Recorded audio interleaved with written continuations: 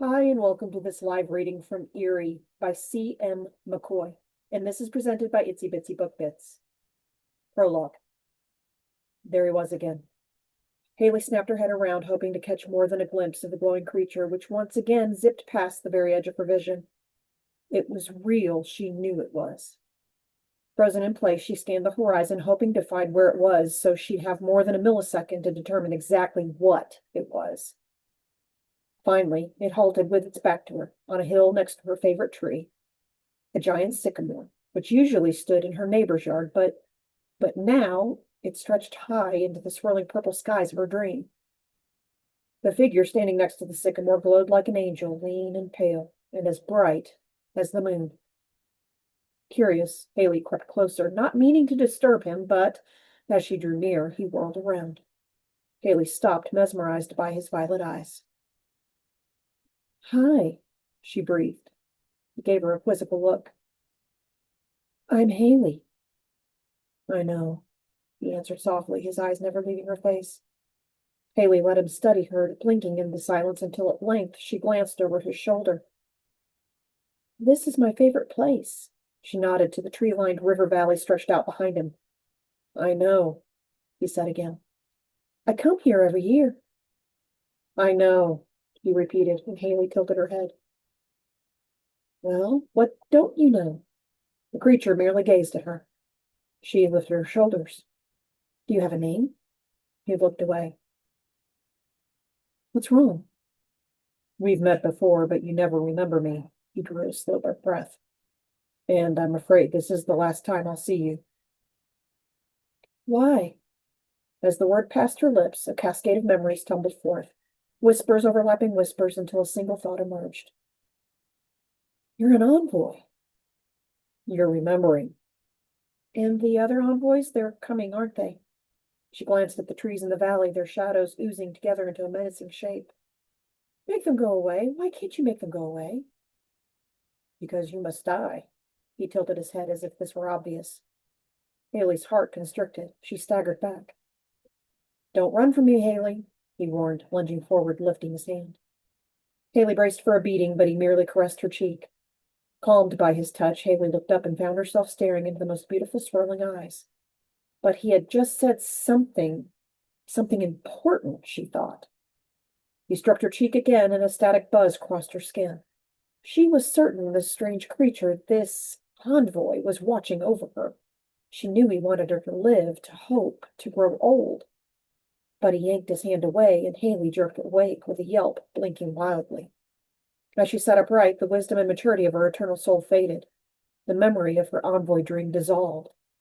Heart racing, she scanned her dark bedroom as a shadow crept forth.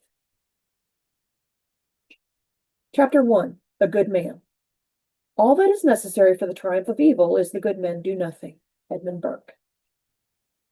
Professor Simeon Woodfork shuffled into the observatory, shivering wildly and waving his papers as expected. Asher knew he was coming. He'd sensed his approach. Still, standing behind his telescope, Asher made no movement to acknowledge the professor at all. His eyes never shifted, never broke their gaze into the clear winter night. "It must be exciting," Asher said without a hint of interest, "if you've made your way here in stocking feet." He blinked, resetting his eye color to the violet he preferred, and finally turned to observe the man standing in front of him. Woodfork stood coatless and covered in frost next to the door. He glanced down and seemed shocked to find he'd also forgotten his boots. Looking up, he attempted an announcement. "There," he began, still shivering as he held his papers high. "Forget her, Simeon," Asher boomed, his voice echoing inside the dome. "Forget them both. I cannot protect them. They'll be dead before your semester starts." Asher was well aware the girls had applied for scholarships at the school, and that Woodfork had today discovered their essays. He'd seen it inside the man's mind. Woodfork stared at Asher in astonishment for some time. He opened his mouth, closed it again, and turning to leave, said quietly over his shoulder, "This is evil, you know." He waited a few seconds for a response that wouldn't come. With a heavy sigh, he shook his head and walked out. As soon as Woodfork left, Asher blinked and quite unexpectedly found a tear had escaped his eye and was traveling down his perfect cheek. He plucked the drop from his face and stared at it in awe. Rubbing it between his thumb and forefinger, he realized Sadness. That must be what he was feeling. Another tear trickled from his eye and dropped to the observatory floor, reflecting the starry night above. Asher watched it, his brow furrowed in concentration. Of course, he knew what a tear was, but he'd never actually produced one. He'd come close once, on the night he first saw her magnificent soul. Naturally, she was deep asleep, and her soul, like all human souls did, had wandered into the ether in what humans call a dream. Asher was there. He was always there in the ether, half in and half out. That was his curse. 3,000 years he'd endured it, shackled to the earth, trapped among the humans, condemned to exist in both worlds, longing, always longing to be wholly in his home in the ether.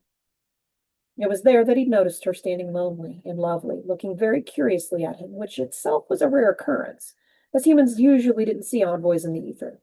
But that wasn't as rare as what she'd done next. Instead of avoiding his penetrating gaze, which most humans cannot tolerate, she met it and smiled. It was rapture, and he hated her for it.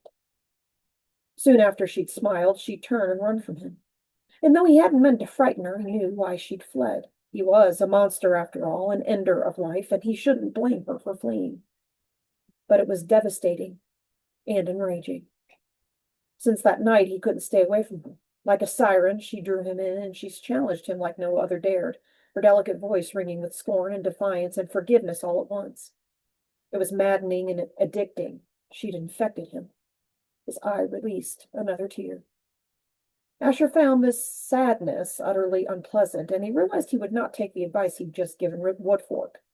He would not simply forget the girl with the beautiful soul, the girl who'd found him in the ether, the one, the only one, he ever wondered about, ever cared about, ever resented. After all, she was of no practical use to him alive. But in his 3,000 years stuck on this earth, of the millions of souls he'd seen come and go, it was hers he longed to know, longed to reveal himself to. Always hers. And as deplorable as it was for an envoy to express such a sentiment, Asher could think of nothing other than his sudden intense desire to see her in her waking life, to rescue her or kill her. He didn't know which he wanted more, but he did know that any interference in her fate was dangerous, akin to suicide, really. But it wasn't an interference if she came to him. That was Woodfork's plan, and Asher hadn't stopped him. No, he growled in the darkness. Any envoy foolish enough to admit they were infected with human emotion risked death. Not a century ago, the envoys had shredded one of their own for just such an offense, for loving a human. It was an assassination, an abject slaughter born of intolerance for the corruption they all felt clawing away at them, the human emotion that was driving the envoys insane. Also, the girl, this one girl, had to die. For when her soul and body parted, her energy would open the ether, and the envoys trapped on Earth could finally go home. This design was centuries in the making. Asher wanted this. He'd helped design it. He wanted her to die. At least he should want her to die, and he shouldn't care that another envoy moved to hasten her demise. But he did.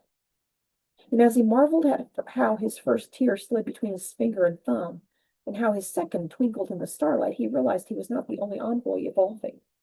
He was not the only one corrupted by feelings. All of the envoys trapped on Earth was changing, going mad, perhaps.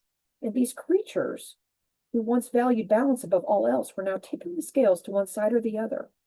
While some experienced emotions such as love, others chose behavior that was simply, as Woodfork had so eloquently put, evil. Asher envisioned the fate that awaited his girl, the excruciating pain of having her soul ripped from her body, hands of another envoy touching her. Asher felt his teeth gnash, and in that moment he resolved to go to her.